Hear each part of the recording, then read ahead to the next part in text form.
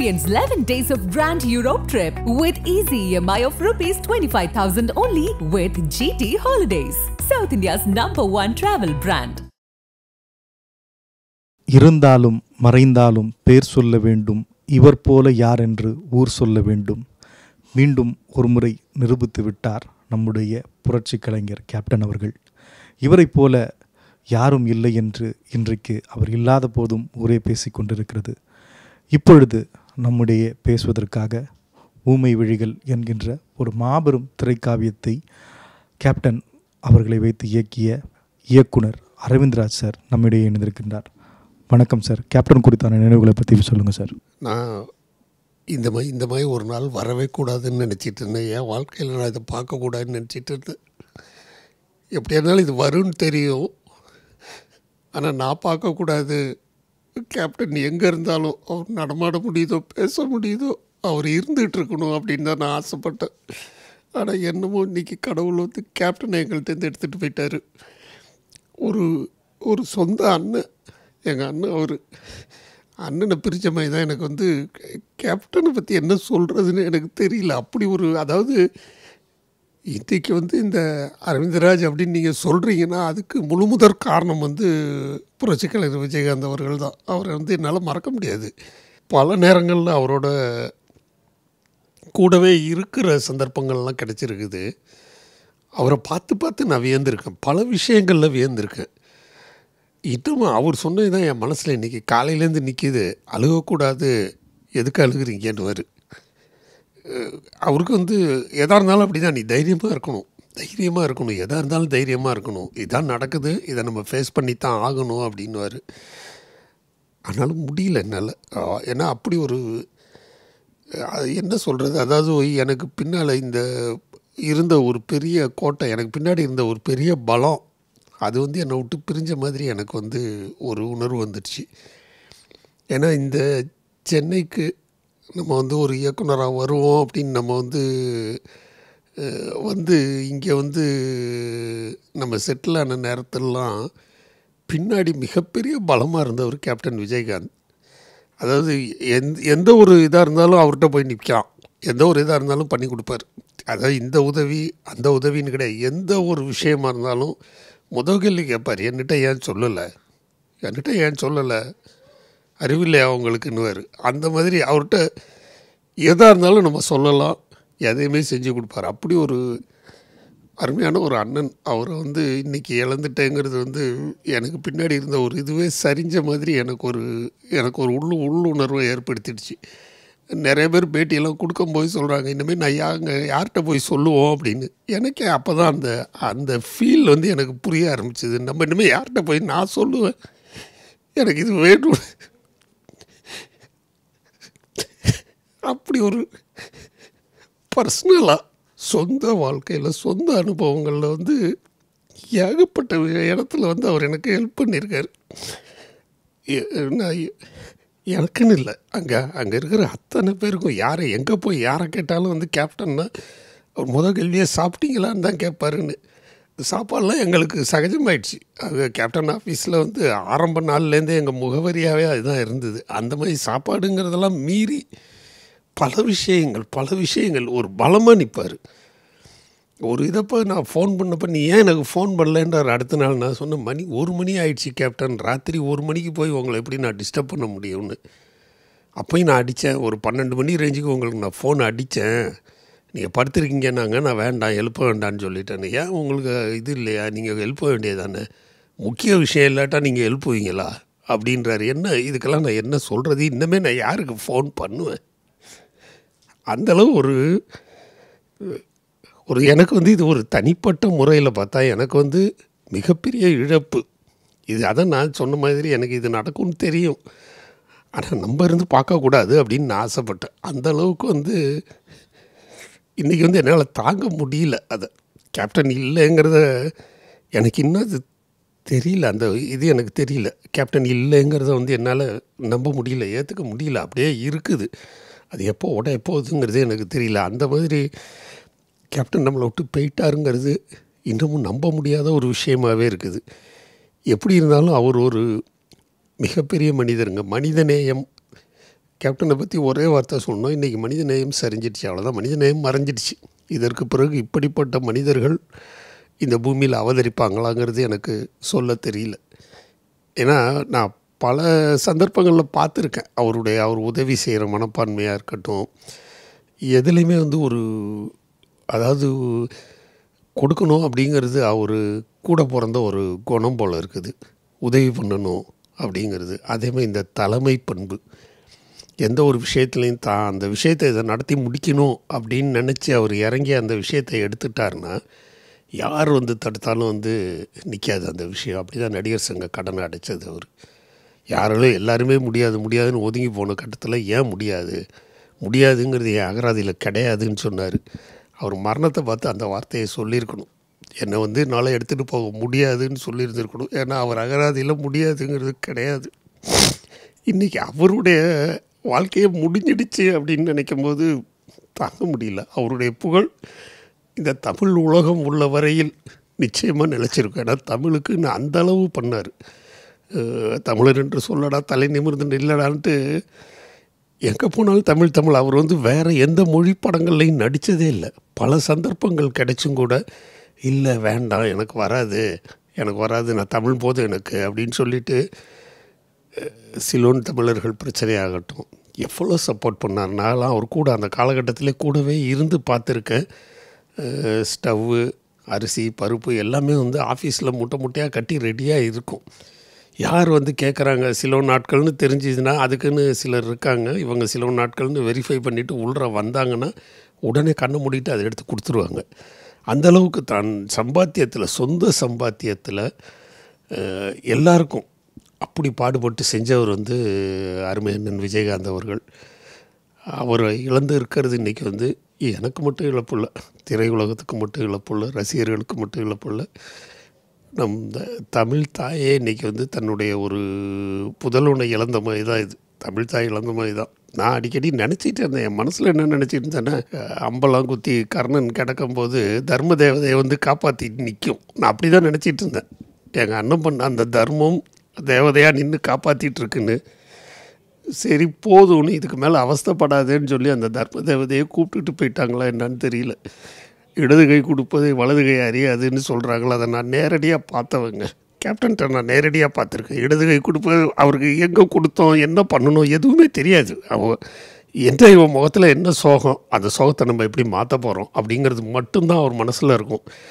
அப்படி ஒரு மாமனிதனை இழந்தது ஒரு மிகப்பெரிய பேரிழப்புன்னு சொல்கிறேன். அவருடைய புகழ் என்றைக்கு நிலச்சி நிற்கணும். அவரை இழந்து வாடும் அந்நியாருக்கும், இளவல்கள் பிரபாகரன், சண்முக பாண்டியனுக்கும், சுதீஷார் அவர்களுக்கும், அவருடைய குடும்பத்தார் எல்லாருக்கும் என்னுடைய ஆழ்ந்த இரங்கல்களையும் வருத்தங்களையும் தெரிவிச்சுக்கிறேன்.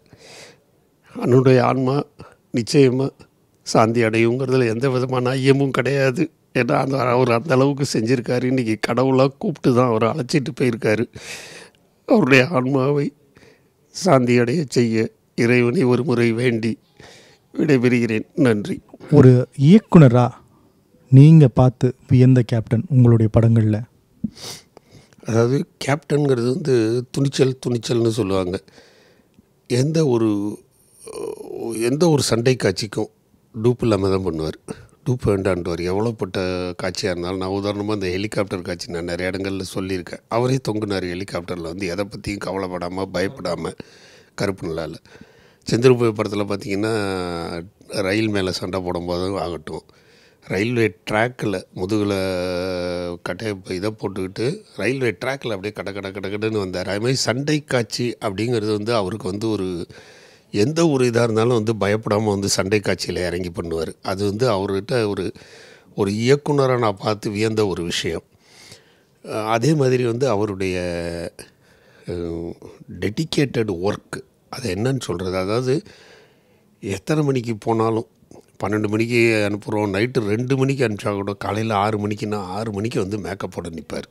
அப்படி ஒரு டெடிக்கேஷன். அதாவது அவர் வளர்ந்து விட்டார், மிகப்பெரிய அளவுக்கு வளர்ந்துட்டார். ஏறக்குறைய எங்கள் உழவன் மகன் படம் ரிலீஸ் ஆகும்போது ஒரு பக்கம் நாயகன், ஒரு பக்கம் மனிதன், 3 படமும் ஒன்றா ரிலீஸ் ஆனது. 3மே அதே ஈக்குவல் வெற்றியை பெற்றது. அந்தளவுக்கு உச்ச நடிகர்களோட சரிசமம்ன்ற அளவுக்கு வந்த பிறகு கூட அவருடைய அந்த டெடிக்கேஷன், தன்னுடைய ஒர்க்கு மேலே தான் வச்சுருக்கிறது, அதுவும் சண்டை காட்சிகளில் குறிப்பாக வேணும்னா 2வது தடவை எடுக்கணுமா 3வது தடவை எடுக்கணுமா எதுக்குமே வந்து தயங்க மாட்டார். இந்த ஷோல்டர் வந்து அவருக்கு அடிக்கடி இறங்கிடும். ஷோல்டர் இறங்கிடுச்சுன்னா திணறுவார் லெஃப்ட்டு. அப்படி இறங்கும். அது என்ன வலின்னு நம்ம அனுபவிச்சதில்லை, அதனால் எனக்கு தெரியல. ஆனால் எல்லோரும் சொல்லுவாங்க, என்ன உங்களால் இவ்வளோ சிம்பிளாக அதை எடுத்துக்கிறாருன்னு. அப்படியே ஷோல்டர் இறங்கும். அவரே வந்து அதை சரி பண்ணுவார். போய் இப்படி 2 ஆட்டாட்டி ஒரு சவுண்டு கொடுப்பாரு. அங்கே வந்து மறுபடியும் செட் ஆகி அப்படியே அதை வச்சுக்கிட்டே ஃபைட்டை முடிச்சிடலாம் அப்படின்னு முடிப்பார். அதெல்லாம் வந்து நானே சொல்லுவேன், எதுக்கு கேப்டன், வேண்டாம் கேப்டன், நீங்கள் கொஞ்சம் ரெஸ்ட் எடுக்கலாமே. இல்லை தான் முடிச்சிடலாம், எதுக்கு வந்து இதை டைம் தள்ளி போட வேண்டாம், முடிச்சிடலான்னு. அத்தான்னு வாயார கூப்பிடுவாருங்க.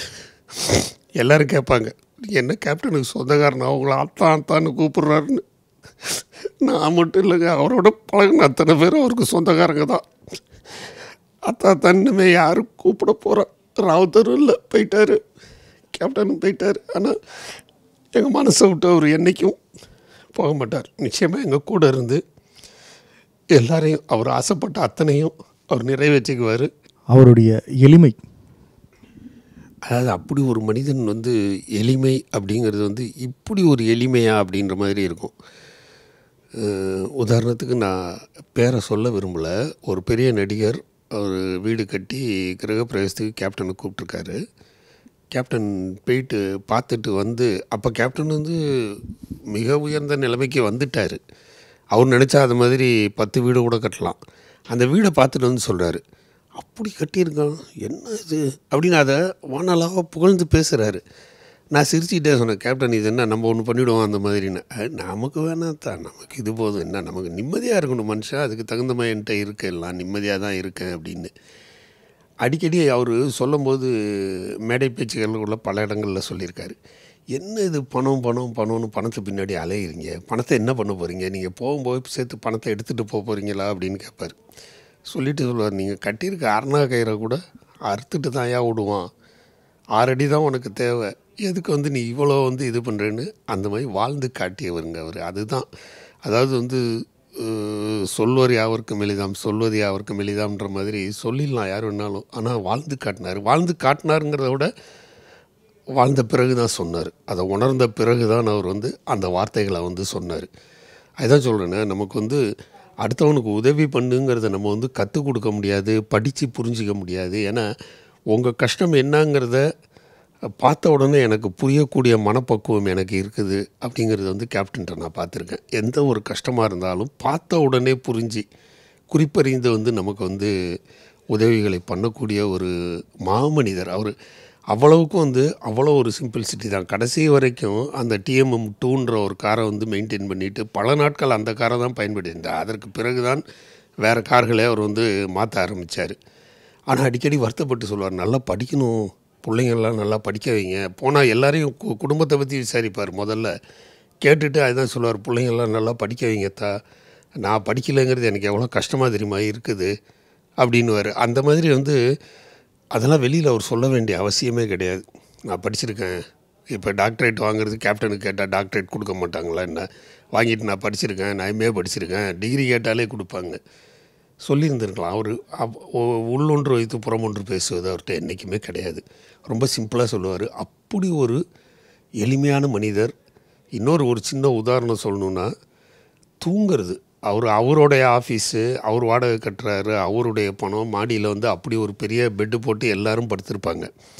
ஒரு நாள் நைட்டு ஏதோ படப்பிடிப்பு முடிஞ்சு, இங்கே தான் AVMல தான் படப்பிடிப்பு நடந்தது. முடிஞ்சு நானும் அவரும் இங்கேருந்து ஆஃபீஸ் போகிறோம். அவர் மலையில் நனைஞ்சிட்டு வந்திருக்காரு, மலை சீனு. அங்கே வந்து அவர் பார்த்தோன்னே எல்லோரும் படுத்திருக்காங்க, நான் எழுப்ப போகிறேன், டக்குன்னு கை பிடிச்சிட்டாரு. வேண்டாம் எழுப்பாதீங்க, எல்லாம் டயர்டாக தூங்கிட்டு இருக்காங்க, தூங்குறவங்கள நீங்கள் டிஸ்டர்ப் பண்ணாதீங்க, தூக்கமே கிடைக்காத ஒரு விஷயம், நிம்மதியாக தூங்குறானோ, ஏன் டிஸ்டர்ப் பண்ணுறீங்க அப்படின்னு. அப்புறம் நம்ம எப்படி கேட்டோம், இங்கே இடம் இருக்குல்ல படுத்துக்கலாம், அதாவது அவங்களுடைய கால் மாட்டில் அந்த காலில் நடந்து போய் நம்ம படுக்கிறதுக்கு ஒரு இடம் இருக்குல்ல, அதை காட்டுறாரு. நீங்கள் அப்படி படுங்க, நான் இப்படி படுக்கிறேன். ஐயோ உங்கள் கால்கிட்ட வேணாலும் நான் தலையை வைக்கிறேன், நான் வந்து காலை உங்கள் முன்னால் நீட்ட முடியாது என்னால், இல்லாட்ட நான் கீழே போய் படுத்துக்கிறேன் அப்படின்னு. சரி ஒரு தலகாணியாவது பிடிச்சி கொடுப்போம். இவர் இவ்வளோ இதாக டயர்டாக வந்திருக்கு. எனக்கு அவர் கூட காலையிலேருந்து உழைச்சான், அதனால் எனக்கு அந்த டயர்டு தெரியுது, கேப்டன் எவ்வளோ டயர்டாக இருப்பார்னு. ஒரு தலைகாணியாவது பிடிப்போன்னு போய் தலைகாணி எடுக்க போனால் வேண்டாம் விடுங்க, நான் சொல்கிறேங்களே என் தூங்குறவனை எழுப்பாதீங்கன்ட்டு அப்படி 2 கையை தலைக்க வச்சார். அவர் பாட்டுக்கு படுத்து தூங்கினாருங்க. இதை விட எளிமைக்கு நான் என்ன உதாரணத்தை சொல்ல முடியும்? கடைசி வரைக்கும் அப்படி இருந்தார். கடைசி வரைக்கும் அந்த வேஷ்டியை கட்டிட்டு அப்படி மடித்து கட்டிட்டு வந்தார்னா அவ்வளோதான் அவருடைய இதுவே. எங்கேயுமே அவர் படாடோபம்ங்கிறத நான் பார்த்ததே இல்லை. அவருடைய கல்யாணத்தில் கூட அவரை சுற்றி இருக்கிற கூட்டம் தான் பெரிய கூட்டமாக இருக்கும். அத்தனை பேருக்கும் சாப்பாடு போடுவாருங்க. அவருடைய பிறந்த நாள்னால் காலையில் கோயிலுக்கெல்லாம் போயிட்டு வந்து ஒரு 9:30 10 மணிக்கு ஆஃபீஸில் வந்து நின்னார்னா வந்து மாலையை போட்டுக்கிட்டே இருப்பாங்க. மலை மாதிரி மாலை குவியும். அந்த மாலையை வாங்கி வைக்கிறதுக்கு நிற்கிற நம்மளாலே நிற்க முடியாது. இவர் நின்றுட்டுருப்பார். மாலையை வாங்கி இது பண்ணி வச்சுக்கிட்டு அத்தனை பேருக்கும் வந்தவங்க அத்தனை பேருக்கும் சாப்பிட்டியானவர் சாப்பாடு போட்டு எளிமைனா மிகப்பெரிய எளிமையானவருங்க. அவர் வந்து ஆனால் அதை சொல்லும் போது சொல்லுவார், என்ன எல்லோரும் வந்து நான் சிம்பிளாக இருக்கேன், நான் நல்லா வசதியாக நீட்டாக இருக்கேன், எனக்கு என்ன தேவையோ அப்படி இருக்கேன், எனக்கு நான் ஒரு நாள் கூட நான் வந்து எளிமையாக இருக்கேன்னு நான் நினைக்கல. ஆனால் எல்லோரும் பார்க்குறோம், என்ன இவ்வளோ இருக்க எளிமையாக இருக்கீங்க, என்ன நீங்கள் இப்படி இருக்கீங்கன்னு. எனக்கு அந்த இதெல்லாம் எதுவுமே தேவையில்லை தான், சந்தோஷமாக நிம்மதியாக இருக்கும், அவ்வளோதான் நமக்கு வாழ்க்கையில் தேவை அப்படின்னு. அப்படி ஒரு மாமனிதர். எத்தனை குடிசை வீடுகளில் போய் உட்காந்து சாப்பிட்ருக்காருன்றீங்க. எத்தனை குடிசை வீடுகளில் நேராக போயிடுவார். ஒரு வார்த்தை விளையாட்டுக்கு கூப்பிடுவாங்க. ஒரு கிளவி கூப்பிட்டுது, அந்த வீட்டுக்கு போயிட்டார். நேராக போயிட்டு கூழ் செஞ்சு கொடுன்னு சொல்லி குடிச்சிட்டு காசை கொடுத்துட்டு வர்றாரு. அப்படி ஒரு எளிமைனா நான் அந்த மாதிரி எளிமை என்னால் இருக்க முடியுமான்னு கேட்டிங்கன்னா கஷ்டம். அப்படி சிம்பிளாக படுப்பார், சிம்பிளாக எழுந்திருப்பார், பெஞ்சில் படுப்பார், உட்காருவார். ட்ரெஸ்ஸு மாற்றுறதுக்கு வந்து ரூமுக்கே போக மாட்டாருங்க. ஒரு லுங்கியை கட்டிகிட்டு வருவார், அப்படியே போட்டிருக்க பேண்ட்டை கட்டிட்டு அடுத்த பேண்ட்டை மாட்டிகிட்டு வருவார். ஒரு கேரவன், அந்த காலத்தில் எங்கே கேரவன், கடைசி வரைக்கும் அவரெல்லாம் கேரவன்லலாம் உட்காந்து நான் பார்த்ததே கிடையாது.